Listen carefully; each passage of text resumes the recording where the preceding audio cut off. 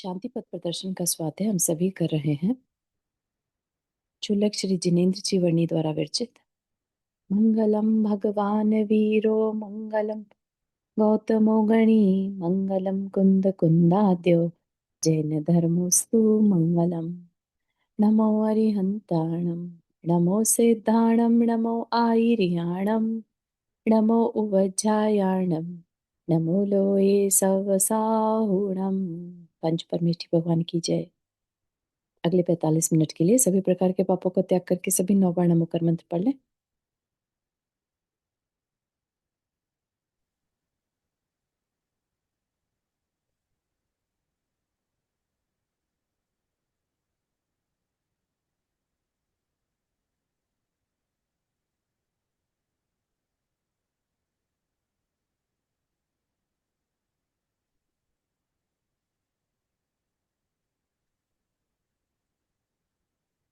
हम्म, तो हमारा जो यहाँ विषय चल रहा है, अब एक तरह से कंक्लूड कर रहे हैं। जो हमने सीखा उसको कंक्लूड कर रहे हैं। तो क्या क्या हमने पढ़ा वो भी याद आ जाना चाहिए, और कैसे उसको कनेक्ट द डॉट करना है वो भी हमें यहाँ पर देखते चलना होगा। ठीक, तो पहले जो 7 तत्वों की बात की थी, तो उनको शब्दों में नहीं, उसका रहस्य को समझना है। यानी वो जीवन में उतरना चाहिए।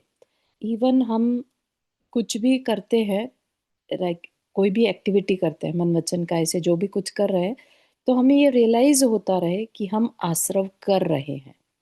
ये क्या हो गया? आश्रव तत्व। और इसी को कहते हैं तत्व दृष्टि, है ना।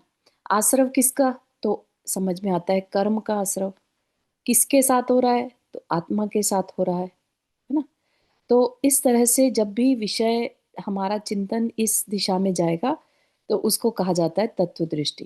और तत्व दृष्टि होने से हमारे जो नए कर्म बंधते हैं वो बहुत कम माइल्ड होते हैं, उनकी इंटेंसिटी, फलदान शक्ति कम होती है, या पुण्य, तीव्र पुण्य का बंध होता है। ठीक है, इसीलिए हम सबको जब भी अपना कुछ अच्छा करना है, पुण्य बांधना है, तो कहा जाता है तत्व दृष्टि रखो। ठीक है ना। तो उस तत्व दृष्टि को रखने के लिए हमें 7 तत्वों का विशेष चिंतन करना होगा।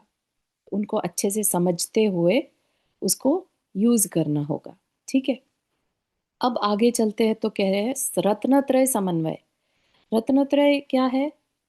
सम्यक दर्शन, सम्यक ज्ञान, सम्यक चारित्र। ये 3 रत्न बताए हैं, और इन 3 त्रय मतलब 3, और रत्न ये तीनों। ठीक, तो ऐसा ना हो कि हम सिर्फ श्रद्धा करके रुक जाए और कुछ करे नहीं, उसके बाद कोई चेंज ही ना आए लाइफ में। ठीक है ना। जो पिछली बार हमने देखा था कि थोड़ा चेंज तो आना ही चाहिए। जो साधक है, भले ही बाहर वाले को ना दिख रहा हो डिफरेंस, लेकिन जो करने वाला है, जिसको विश्वास हो गया है, उसकी लाइफ में अंतरंग चेंज जरूर आएगा। ठीक है ना। तो उसका जो विषयों में इंटरेस्ट है वो पहले से कम हो जाएगा। अब वो हर काम को कर्तव्य दृष्टि से करेगा, और कर्तत्व दृष्टि से नहीं, कर्ता दृष्टि से नहीं, है ना। तो ये बहुत ही सटल लेवल के चेंजेस हैं, जो दूसरे को, सामने वाले को दिखाई नहीं देते, लेकिन अंडरस्टैंडिंग में डिफरेंस आ गया। ठीक है ना। तो ऐसा ही हमें देखना होगा, रत्नत्रय समन्वय हो रहा है कि नहीं। तो कहते हैं कि यद्यपि यहाँ तक इस सप्तात्मक, सप्तात्मक मतलब 7 दृष्टि, 7 जो चीजें हैं, एक अखंड विषय का ज्ञान भी हो गया, और उसके अनुरूप शाब्दिक श्रद्धा भी हो गई, परंतु जीवन का ढलाव भी साथ साथ जब तक उसके अनुरूप न होने लग जाए, अर्थात उसका झुकाव बाह्य द्रव्य के विकल्पात्मक आश्रय से हटकर अंतरंग शांति की खोज में न लग जाए, बाह्य द्रव्यों से किंचित उदासीनता न आ जाए, और इस प्रयोजन की सिद्धि के अर्थ प्रारंभ में अधिकाधिक समय साधना के अंगभूत देव पूजा आदि क्रियाओं में देने न लग जाए, तब तक वह श्रद्धा श्रद्धा नहीं कही जा सकती। ठीक है, क्या कहा यहाँ पर कि जीवन का ढलाव भी, जीवन का ढलाव भी क्या मतलब कि जीवन में जो प्रैक्टिकल चेंज आना चाहिए, लाइफ के गोल बदल जाने चाहिए, लाइफ में चीजों की चॉइसेस बदल जानी चाहिए, है ना। उसके अनुरूप, किसके अनुरूप, तत्व दृष्टि। अगर उसे पता चल जाए कि किस किस चीज में पाप का आश्रव है और किस में पुण्य का आश्रव है, तो चॉइसेस बदलेंगी ऑफ कोर्स, है ना। तो इसी तरह से जैसे हमने बहुत अच्छे से चिंतन कर लिया कि हमें निंदा नहीं करनी या ईर्ष्या करने में हमारा बहुत बड़ा नुकसान है, ठीक। तो अब जब हमें पता चल गया कि इसमें बहुत नुकसान किस चीज का, मतलब पाप का आश्रय हो रहा है, तो हमारे अंदर कहीं ना कहीं उसकी, उस कर्म की निंदा आ जाएगी, वो कृत्य की निंदा आ जाएगी कि नहीं नहीं, मुझे ये कार्य नहीं करना। भले ही कर रहा है लेकिन करना नहीं है, ये अंदर में एक आवाज उठने लगेगी। तो ये जो अंदर की आवाज है, ये चेंज है, जीवन का ढलाव है, ठीक। और क्या कहा, उसका झुकाव बाह्य द्रव्य के विकल्पात्मक आश्रय से हटकर अंतरंग शांति की खोज में न लग जाए, ठीक। अब उसे ज्यादा से ज्यादा ध्यान में या शांति के साथ बैठने में लगेगा, बजाय चिट चैट करने के, इधर की बात उधर, या बहुत ज्यादा सोच विचार करना। बाह्य द्रव्य के विकल्पात्मक आश्रय, यानी बाहर की चीजों के बारे में सोचते रहना, है ना। जो गृहस्थी में है तो ऑफ कोर्स सबको ही मालूम है कि बहुत ज्यादा विकल्प होते हैं, लेकिन सारा टाइम विकल्प में ही रहना ये तो कोई जरूरी नहीं है ना। हमने एक प्लानिंग कर ली कि हमें कार्य करना है, अब जरूरी है क्या उसके बारे में फिर भी सोचते रहे, जब प्लानिंग हो चुकी है। तो हम चाहें तो उस समय पर जब उसे एग्जीक्यूट कर रहे हैं, अपने ध्यान को धर्म ध्यान लगा सकते हैं। जैसे कि एग्जाम्पल दिए जाते हैं कि खाना बनाना है, प्लानिंग कर ली, लेकिन अब जरूरी ये भी पॉसिबल है ना कि खाना बन रहा है और अपने आप को कोसते जा रहे हैं या किसी और को कोसते जा रहे हैं कि यही काम रह गया मेरा सारा दिन का, मुझे ऐसे करना है ना, कोई मुझे नहीं समझता। या तो ये विचार कर लो, विकल्प कर लो, या फिर उसी में धर्म ध्यान कर लो, है ना।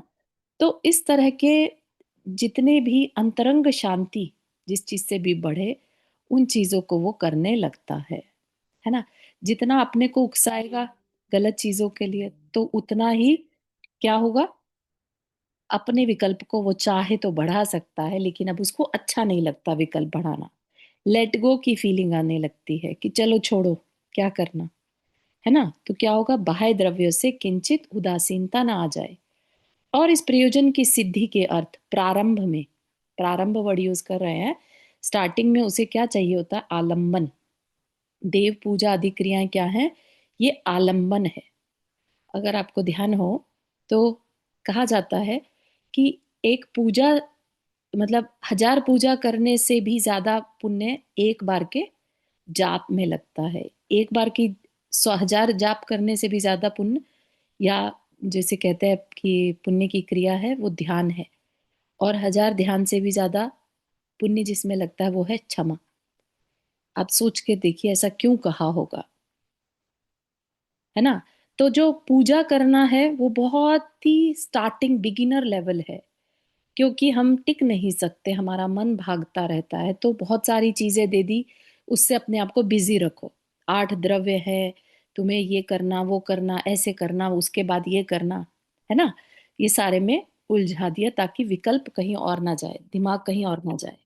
फिर अगर उसमें टिकने लगे तो जाप, नहीं तो क्या होगा, जाप तो बोलते जा रहे हैं मुंह से और दिमाग कहीं का कहीं जा रहा है, ठीक है ना। तो जाप, असली जाप उनके लिए है जो टिकना जानते हैं, जो मन को संभालना जानते हैं। चारू जी, मेरे को एक बात पूछनी है। हम जाप करते हैं या हम कर्म तो लिखते हैं, तो उसमें क्या डिफरेंट है?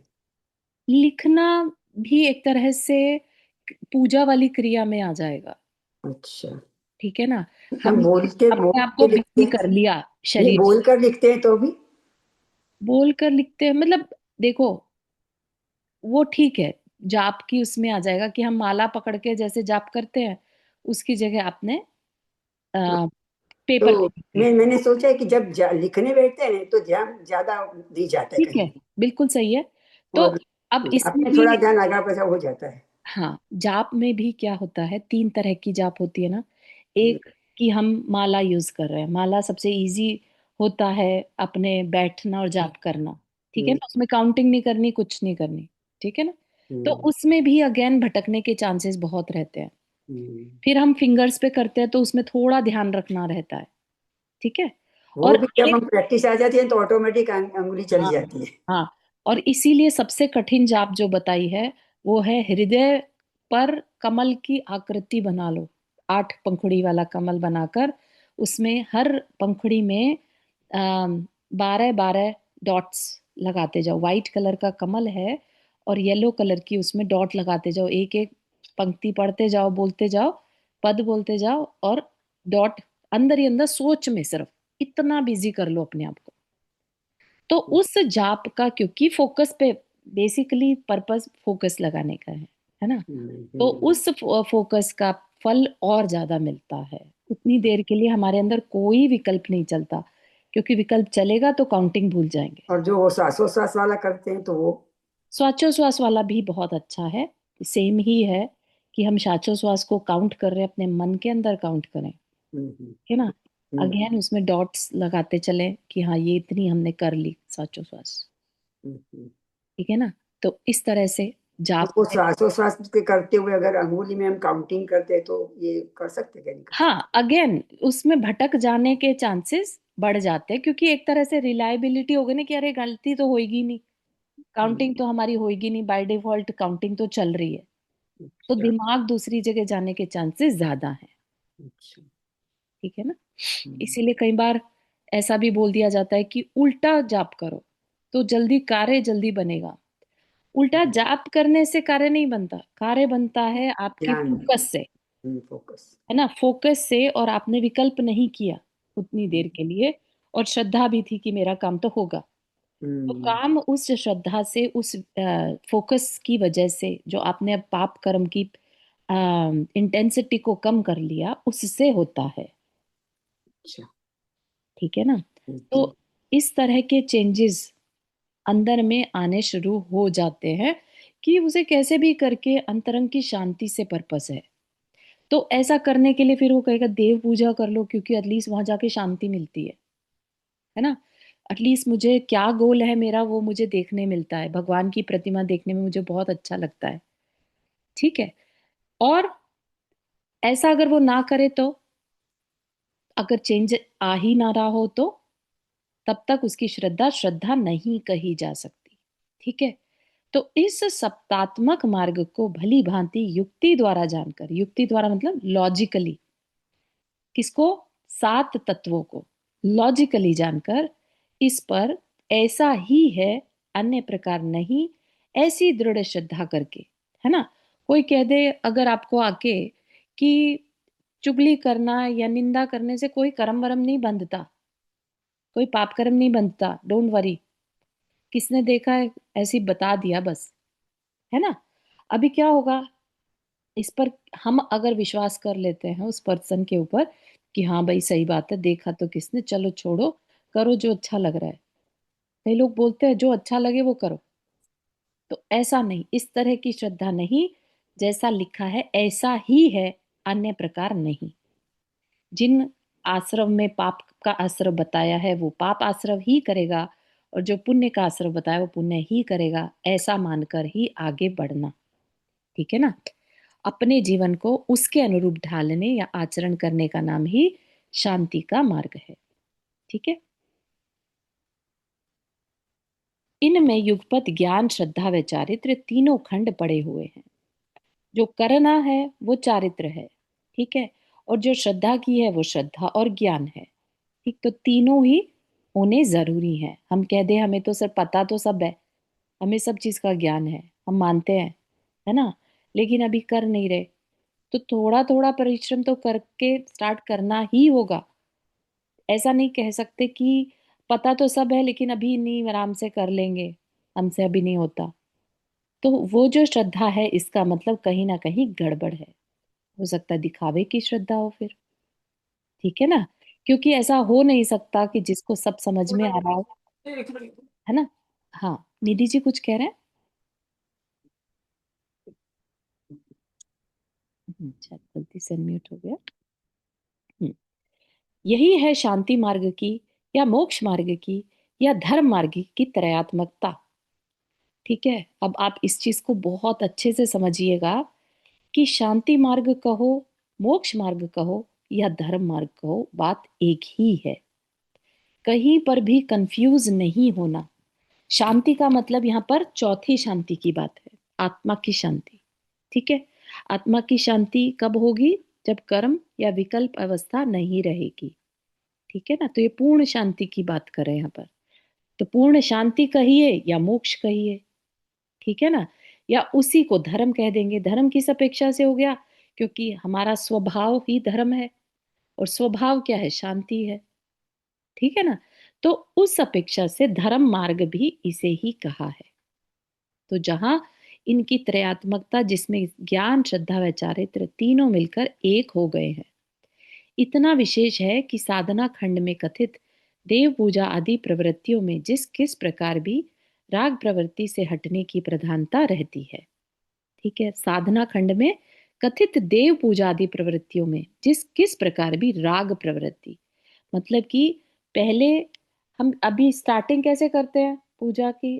कोई कष्ट आया तो पूजा कर लो, पूजा बढ़ा दो, धर्म बढ़ा दो, है ना। ये क्या है? ये हमारा संसार के प्रति राग है। फिर धीरे धीरे अब पूजा किस लिए करनी है? भगवान के गुणों को पाने के लिए, भगवान जैसा बनने के लिए। तो वो चेंज आ रहा है इवन देव पूजा आदि प्रवृत्तियां करने में भी। ठीक है ना, ऐसा यथाशक्ति स्थूल विकल्पों से निवृत्ति पाकर अंतरंग में उतरने की तथा वहां पड़ी हुई निज शांति में प्रवृत्ति पाने की ही प्रधानता सर्वत्र जाननी चाहिए। ठीक, तो अगर किसी को अपनी टेस्टिंग करनी हो तो वह देखे कि कितना समय उसे अपने पास बिताना अच्छा लगता है, शांति में बैठना अच्छा लगता है। नेचर के पास बैठना भी उसी के अंदर आ जाता है, क्योंकि नेचर में हम भी नेचर का पार्ट बन जाएं तो हम अपने ही पास कहलाते हैं। ठीक है ना, जितना जितना कृत्रिमताओं की तरफ होंगे, शॉपिंग मॉल हो गया, और नहीं तो जितने भी ये जैसे थिएटर हो गया, है ना, शॉपिंग मॉल हो गया, पार्टीज हो गई, ये सब क्या है? मैन मेड क्रिएटेड है कि हाँ चलो मजा आएगा। ठीक है ना, और एक है नेचर में जाकर बैठना, वहां पर भी मजा आएगा। किसको? जिसको अपने पास अच्छा लगता है। ठीक है, तो कोई भी इसको बुरा मत मानिएगा अगर उसका मन अभी भी विषयों में या मैनमेड चीजों में लगता है। ठीक है ना, लेकिन ये अपने को ट्राई करना है या देखना है डिफरेंस। आप शॉपिंग मॉल, पार्टी या जो भी पॉसिबल चीजें हैं वो करके, और नेचर में भी जाकर देखिए, दोनों के डिफरेंस को फील करिए। ठीक है ना, तो फील करेंगे तो पता चलेगा। अगर ट्राई ही नहीं करेंगे तो फिर कैसे पता चलेगा हमें किस में अच्छा लग रहा है? ठीक, ऐसा। तो निज प्रशांति में प्रवृत्ति पाने की ही प्रधानता सर्वत्र जाननी चाहिए। इसलिए जब तक इस धर्म का वास्तविक फल अर्थात उस चौथी कोटि की शांति का साक्षात वेदन नहीं हो जाता, तब तक न चरित्र रहस्यात्मक है, न श्रद्धा रहस्यात्मक है, और न ज्ञान रहस्यात्मक है। रहस्य का मतलब है यहाँ पर अनुभव के आधार। अनुभव करने के बाद जो फीलिंग आएगी वो क्या हो गया? फिलहाल के लिए रहस्य है। ठीक है ना, अभी क्या हमें नहीं मालूम वो कैसा होता होगा, चौथी कोटि की शांति का वेदन कैसा होता होगा। ठीक है ना, वो जैसा होता होगा वो अभी के लिए कैसा है? रहस्यात्मक है। ठीक, ज्ञान व श्रद्धा का आधार है उपदेश, और चारित्र का आधार है शरीर। ज्ञान में श्रद्धा का आधार है उपदेश, यानी सुनकर ही होगा। कभी भी ज्ञान और श्रद्धा जो एक साथ होती हैं, लेट से आपको किसी ने बताया कुछ अपने आपकी आत्मा के बारे में कि वो कहाँ है, कैसी है ना, तो ज्ञान है तो एकदम से आपको उसके साथ ही श्रद्धा भी हो गई। ठीक है, तो ये क्या हुआ? सुनने के बाद, जानने के बाद ही हुआ। तो ये क्या हो गया? ये उपदेश ही उसका आधार है। लेकिन चारित्र के लिए उपदेश से अब आगे बढ़ना होगा। कोई भी साधु, कोई भी अ, जो साधक है वो आपको हाथ पकड़कर साधना नहीं करा सकता। आपको अपने शरीर का इस्तेमाल करना होगा चारित्र के लिए। ठीक है ना? तो चारित्र का आधार है शरीर। इसलिए इस स्थिति में रहने वाले ये तीनों ही खंड सच्चे नहीं कहे जा सकते। किस स्थिति में? जिसमें कि अभी चारित्र आया ही नहीं। ठीक है? क्योंकि परंतु क्योंकि पहली दशा में ऐसा किए बिना उस रहस्य का वेदन होना असंभव है, इसलिए इस प्रकार की झूठी त्रयात्मकता भी कार्यकारी है। क्या कह रहे हैं? पहली दशा में स्टार्टिंग कर रहा है कोई, तो कभी कभी अपने आप को पुश भी करता है। ठीक है ना? कह रहे हैं तो चलो कर लेते हैं, ऐसा। अभी अंदर से मन नहीं है, अंदर से कोई शांति का वेदन नहीं है, लेकिन कहने से कर रहा है। ठीक, तो ये क्या हो गया? ये झूठी त्रयात्मकता है। शरीर से कर तो रहा है लेकिन मन नहीं लग रहा, वैसी वाली श्रद्धा नहीं है ना? तो क्या पूरी झूठी त्रयात्मकता भी कार्यकारी है कि ठीक है, ना से अच्छा है। प्रारंभिक भूमिका में इसका बड़ा महत्व है, परंतु प्रयास कुछ अंतरंग की प्राप्ति के लिए के प्रति अवश्य होना चाहिए। केवल शारीरिक क्रियाओं में संतोष धारे तो उस त्रयात्मकता का कोई मूल्य नहीं।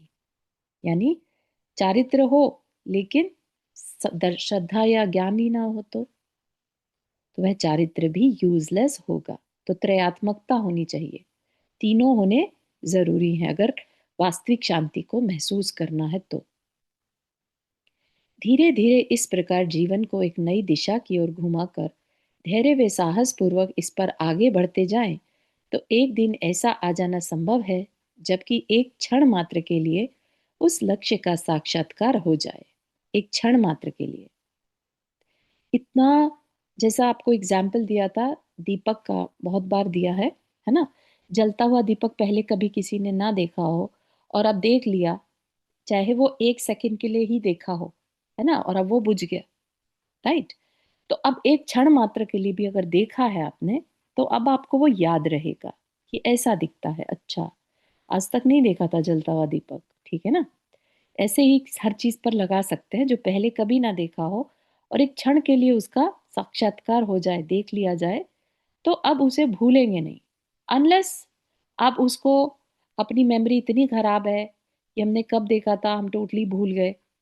वो कोई पूछे जलता हुआ दीपक देखा है क्या कभी, आप इतना ज्यादा पहले चले गए और आपने कभी उसे याद ही नहीं किया। तो ऐसा भी पॉसिबल है कि कोई पूछे और आप कहे बिल्कुल ध्यान नहीं आ रहा। होता है ना बहुत सारी चीजों के लिए ऐसा, कि कोई पूछे कि आपने कभी ये देखा है क्या, कि बिल्कुल याद नहीं है ऐसा कभी देखा, है ना? पुराने जमाने में भी बहुत सारी चीजें हम देख के आए हैं, लेकिन बहुत सी चीजें ऐसे हो सकती हैं जो हम टोटली भूल चुके हों। तो उसके लिए क्या करें? बार बार उसको याद रखना जरूरी है। ठीक है? तो सम्यक दर्शन के लिए कहा जाता है कि एक बार सम्यक दर्शन होने के बाद, उसका स्वाद लेने के बाद, उसको अपने अंदर की विशुद्धि को स्वाध्याय आदि के द्वारा, चिंतन के द्वारा मेंटेन रखना होता है। ठीक है ना? तब जाके वो सम्यक दर्शन कैरी हो सकता है। ठीक? तो कहा, उस समय अंतरंग में क्या चिन्ह प्रकट होंगे सो पहले ही शांति के प्रकरण में बताए जा चुके हैं। क्या चिन्ह प्रकट होंगे?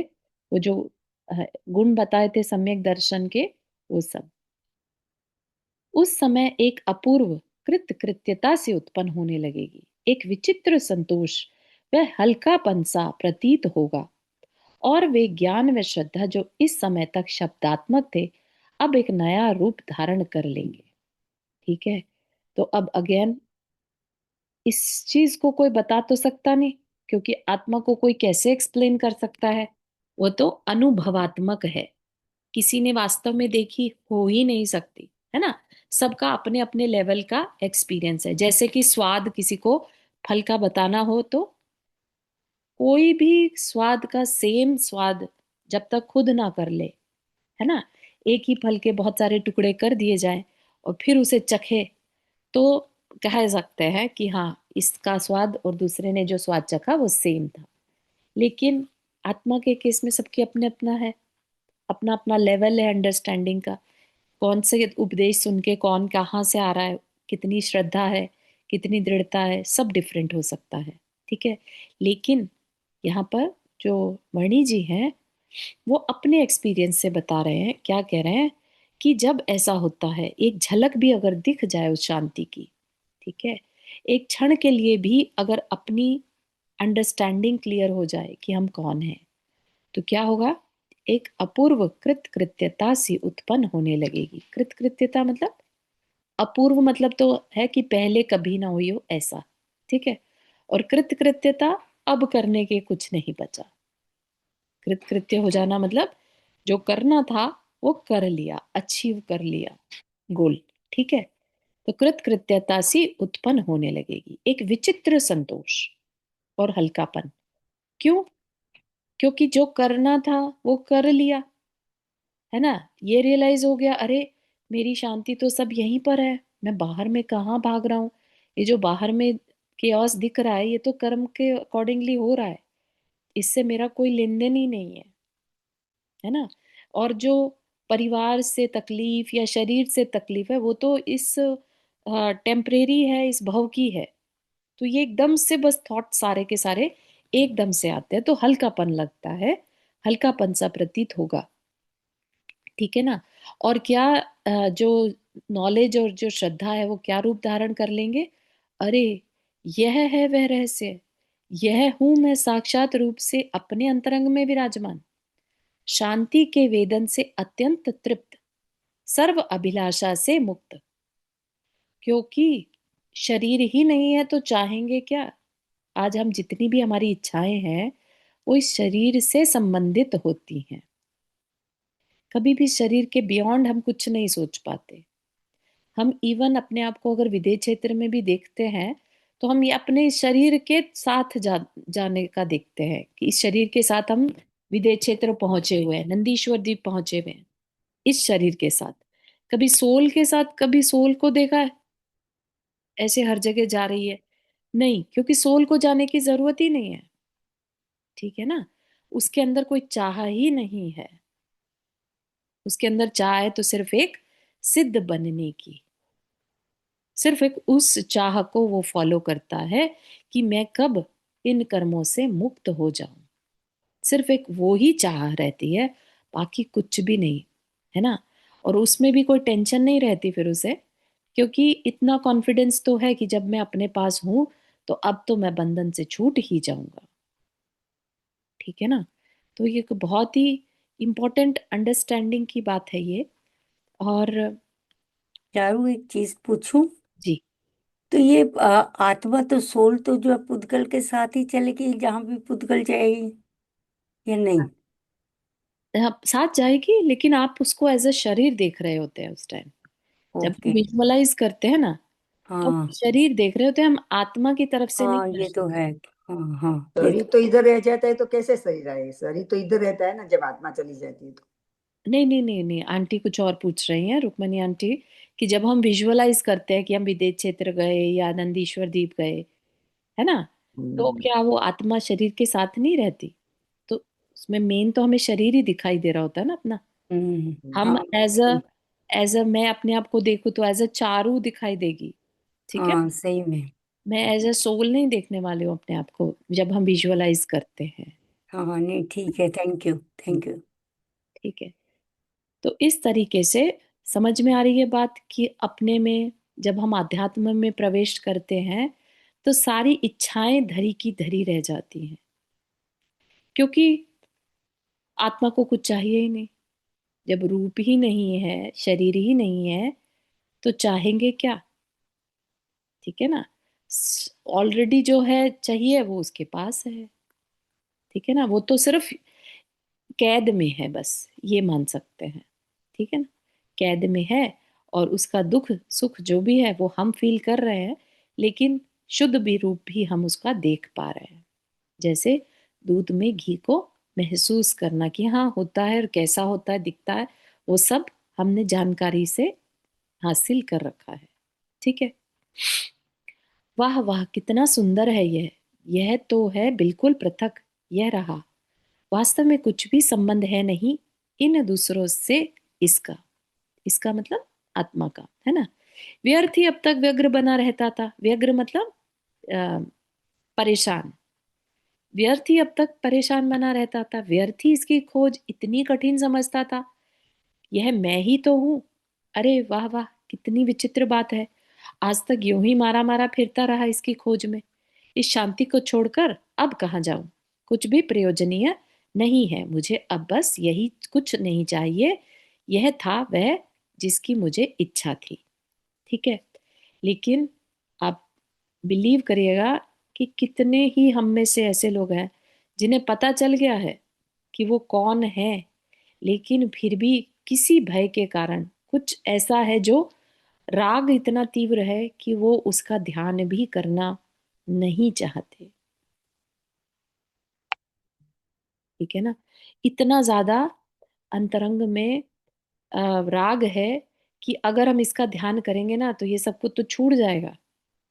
अरे ऐसे कैसे छोड़ देंगे, इनके बिना हम कैसे रह पाएंगे, है ना। तो इस डर से हम अपने आप के पास रहना भी पसंद नहीं करते। तो ये क्या है, ये झूठी श्रद्धा है। फिर हम अपने आप को सम्यक दृष्टि ना कहें।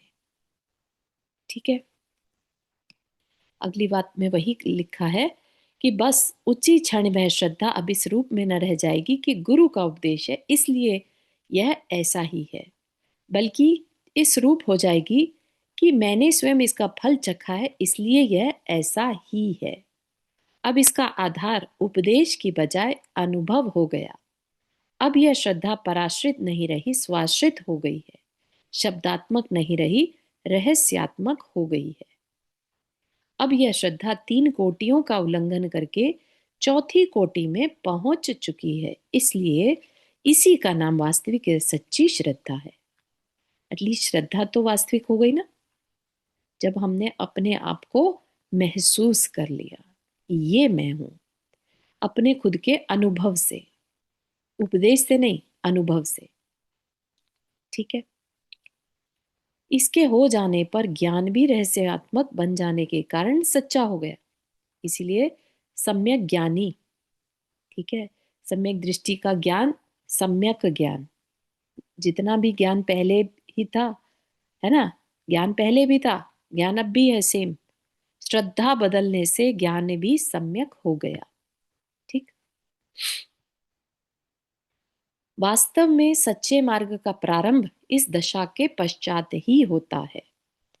इससे पहला तो अभी तक तो क्या कर रहे थे, अरे गुरु ने कहा है तो इसलिए हम मान रहे हैं, ऐसा ही है, बस इसलिए ऐसा कर रहे हैं।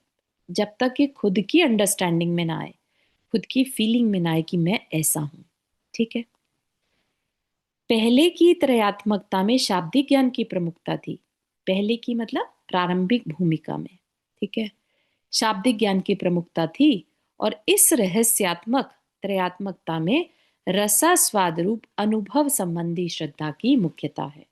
पहले वाले में क्या था, शाब्दिक ज्ञान था, और अभी में क्या है, अनुभव है। ठीक है, इसलिए जहां सच्चे मार्ग या धर्म का निरूपण किया जाता है वहां ज्ञान को प्रथम स्थान न देकर श्रद्धा को प्रथम स्थान दिया जाता है, क्योंकि श्रद्धा सच्ची है तो ज्ञान भी सच्चा होगा। हालांकि ज्ञान से ही श्रद्धा होगी, लेकिन तब भी अगर श्रद्धा, ज्ञान होने के बाद भी श्रद्धा ना आई तो वह ज्ञान भी वेस्ट है। ठीक है, इसलिए हमेशा ज्ञान, श्रद्धा को पहले रखा जाता है, उसी के कारण ज्ञान सम्यक कहलाता है। ठीक है, अब इस त्रयात्मकता का रूप ज्ञान श्रद्धा व चारित्र न रहकर श्रद्धा ज्ञान चारित्र बन जाता है, क्योंकि ज्ञान की रहस्यात्मकता का कारण अनुभवात्मक श्रद्धा है, और आगे आगे चारित्र में प्रेरक होने वाली भी बजाय गुरु के वही रहस्यात्मक श्रद्धा है। रहस्यात्मक मतलब यहाँ पर वर्ड जो है उसका मतलब अनुभव लीजिएगा। ठीक है, पहले की भांति अब गुरु के कहने के कारण आगे नहीं बढ़ेगा, बल्कि इस स्वाद का व्यसन पड़ गया है इसलिए आगे बढ़ेगा। इस स्वाद का व्यसन मतलब अपने पास रहना उसे अच्छा लगने लगा है, उसमें इंटरेस्ट आने लगा है, उसमें बहुत अलग सा एक्सपीरियंस होने लगा है, शांति का अनुभव होने लगा है, तो उसका कहा व्यसन पड़ गया, आदत पड़ गई। ठीक है ना, अब वो गुरु के कहने से नहीं, खुद को अच्छा लग रहा है इसलिए करेगा। ठीक है। इसी स्वाद की प्रेरणा से पुरुषार्थ आगे आगे अधिकाधिक उत्तेजित होता जाएगा और एक दिन श्रद्धा ज्ञान व चारित्र मिलकर तीनों एक शांति में निमग्न हो जाएंगे। वहां ना होगी श्रद्धा, न ज्ञान, न चारित्र। मैं हूंगा और मेरी शांति, एक अद्वैत दशा होगी वह। ये क्यों कहा कि वहां ना होगी श्रद्धा, न ज्ञान, न चारित्र? क्योंकि चारित्र का आधार क्या बताया है? शरीर।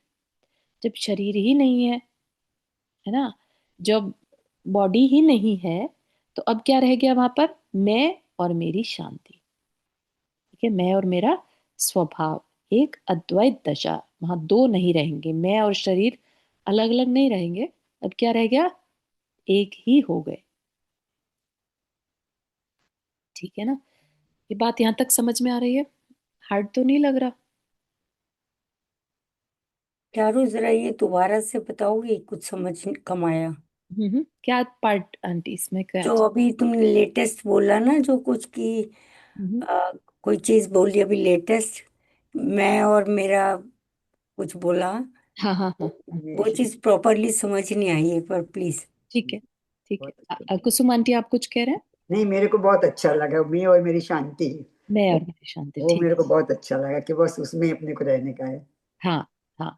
तो ये देखो, आपको ये तो बहुत क्लियर है ना कि हम्म। इस शरीर में सोल है, हम्म। शरीर हम्म। के बाहर तो नहीं है। हम्म। ठीक है ना? तो उसका जगह पता चल चुकी है हमें। हाँ, ठीक है ना? अभी हम बाहर में दृष्टि रखें कि अपने को पाने के लिए अंतरंग में दृष्टि रखें? अंतरंग में दृष्टि रखने की है। अब अंतरंग की दृष्टि का ये मतलब तो है नहीं कि हम आंखों को टर्न करके और अंदर झांकने लगे, वैसा तो नहीं है। नहीं नहीं। है ना?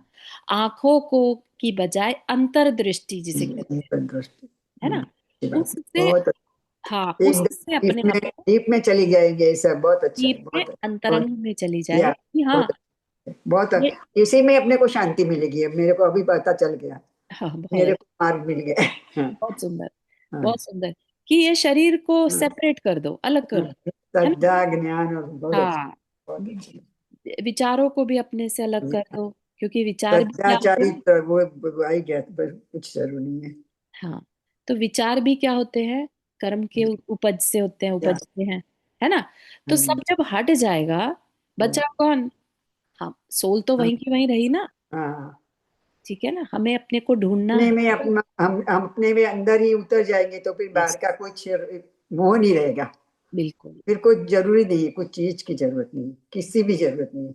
आप अपने को उस हाँ। नाम से भी नहीं पुकारना चाहेंगे राइट। कि हाँ। मैं कुसुम हूँ या मैं रुक्मणी हूँ या मैं चारू हूँ, राइट। क्योंकि आत्मा का कोई नाम नहीं नाम है। नहीं, राइट। जब नाम नहीं है, कोई रिश्ता नहीं है, हम्म। किसी से संबंध नहीं है, ठीक है ना, तो क्या है फिर? फिर सुख दुख का कोई ये वो ही नहीं अंतर ही नहीं है। रहेगा। हाँ। यस, है ना? हाँ। कर्माधीन सुख दुख कोई है ही नहीं। हाँ, कुछ भी शाश्वत नहीं। सुख है जो है, वो शाश्वत सुख है। सुख, राइट। ठीक है ना? तो क्या हम्म। करना है उसके लिए? अपने पास रहना। हाँ, अपनी बात से सच, एकदम सच बात कही। हम्म। मेरे को बहुत रुक्मणी आंटी आपको कुछ? हाँ ठीक है, थैंक यू थैंक यू, समझ आ गई। जी। Okay, thank you. ये तो बार बार प्रैक्टिस करने से आपको एक दिन अचानक ऐसा फील आएगी, अरे अच्छा ये कह रहे थे। समझ रहे हैं आप? हम्म। ऐसी फील आ जाए जिस दिन, समझिएगा कि आपका पढ़ना सार्थक हो गया। बिल्कुल। हम्म। तो उसके लिए बार बार लेकिन आपको चिंतन करना होगा कि क्या कहना चाह रहे थे, क्या है वो, क्या है वो, ऐसा। ठीक है। हम्म। हम्म, ठीक है, थैंक यू। चलो। स्यादवाद। यद्यपि दर्शन खंड समाप्त हुआ, परंतु इस पर से यह नहीं समझ लेना चाहिए कि जैन दर्शन भी यहाँ ही समाप्त हो गया है। ठीक है कि जन साधारण में इसका मात्र इतना ही स्वरूप प्रसिद्ध है, परंतु वास्तव में देखा जाए तो यह इसकी एक किरण मात्र है, जिसकी झलक देश काल की मांग के अनुसार आज से 2500 वर्ष पूर्व भगवान वीर ने जगत के समक्ष प्रस्तुत की थी। इसका यह अर्थ नहीं है कि भगवान तत्व के विषय में इतना ही कुछ जानते थे। जानते वे सब कुछ थे, परंतु नैतिक तथा धार्मिक ग्लानि के जिस युग में उनका व्यक्तित्व रंगमंच पर उदित हुआ था, उस युग में तत्व उपदेश की बजाय धर्म उपदेश की अधिक आवश्यकता थी। यही कारण है कि अपने समकालीन बौद्ध दर्शन की भांति उनका दर्शन भी तत्व प्रधान न होकर प्रायः धर्म प्रधान रहा। धर्म के क्षेत्र में जितनी चर्चा, तात्विक चर्चा आवश्यक थी, उतनी ही उन्होंने करी, उससे अधिक नहीं। अनावश्यक चर्चाओं में उलझना उन्होंने कभी स्वीकार नहीं किया। क्या कहना चाह रहे हैं कि जो पंचम काल है, आने वाला है, ये तो उन्हें मालूम ही था, राइट, कि पंचम काल आ रहा है। जैसे पहले आदिनाथ भगवान के समय में जितना उपदेश होता होगा, कहने का तात्पर्य है कि उतना ही दिया जितना पंचम काल के लिए पर्याप्त था। ठीक है, और उसमें से भी कितना ही बचा है अपने पास, राइट। इसलिए भगवान वीर के द्वारा प्रतिपादित प्रस्तुत 7 तत्वों में तत्कालीन बौद्ध दर्शन के 4 आर्य सत्यों की भांति केवल व्यक्ति के पतन तथा उत्थान के सिद्धांतों का दिग्दर्शन कराया गया है, अन्य कुछ नहीं। व्यक्ति के जीवन उत्थान के क्षेत्र में इतना मात्र ही पर्याप्त है। अब बौद्ध दर्शन के 4 आर्य सत्य क्या हैं, ये अपन कल देख सकते हैं। ठीक है, प्रसंगवद वश यदा कदा उदित होने वाली आत्मा परमात्मा विषयक जटिल तात्विक चर्चाओं का दोनों ही महापुरुषों ने जिस किस प्रकार वारण करने का प्रयत्न किया है, वारण मतलब सॉल्यूशन, ठीक है, उसका उसको सुलझाने का प्रयत्न किया है, ऐसी परिस्थितियों में महात्मा बुद्ध यह कहकर प्रश्न को टाल देते थे कि किसने देखा है आत्मा परमात्मा।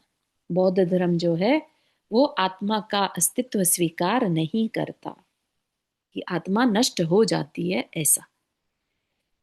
ऐसी चर्चाओं को छोड़कर जीवन उपयोगी चर्चाएं करने में ही कल्याण है।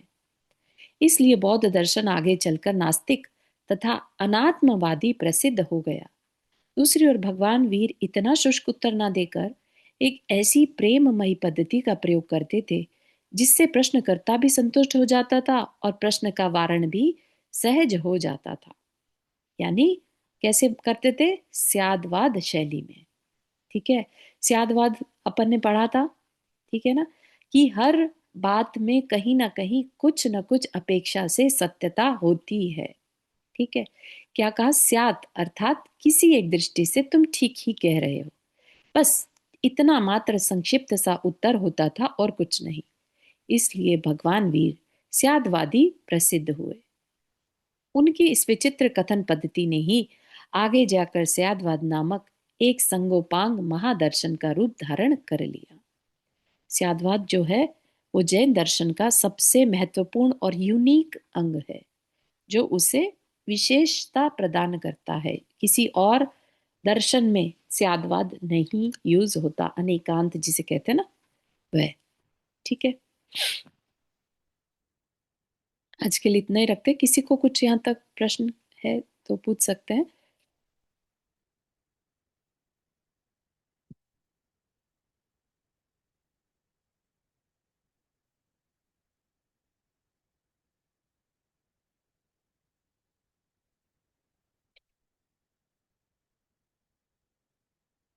ठीक है, यहीं तक रखते हैं।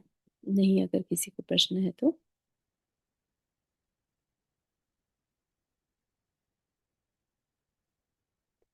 जिनवानी स्तुति।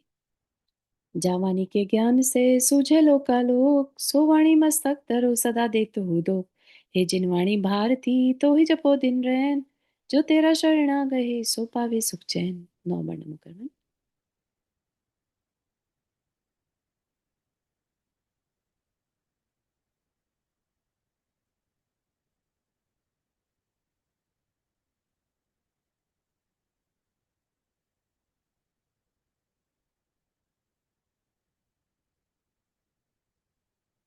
सभी को जय जिनेन्द्र। जय जय जिनेन्द्र जिनेन्द्र सभी सभी को। को। जय जय जय जिनेन्द्र सभी को। जय जिनेन्द्र। जी शिल्पा जी। हाँ, जय जिनेन्द्र जय भेजोगे? जिनेन्द्र सभी को। हाँ हाँ हाँ, बिल्कुल। ठीक है, thank you so much. No problem. जय जय जिनेन्द्र। जय जय जी।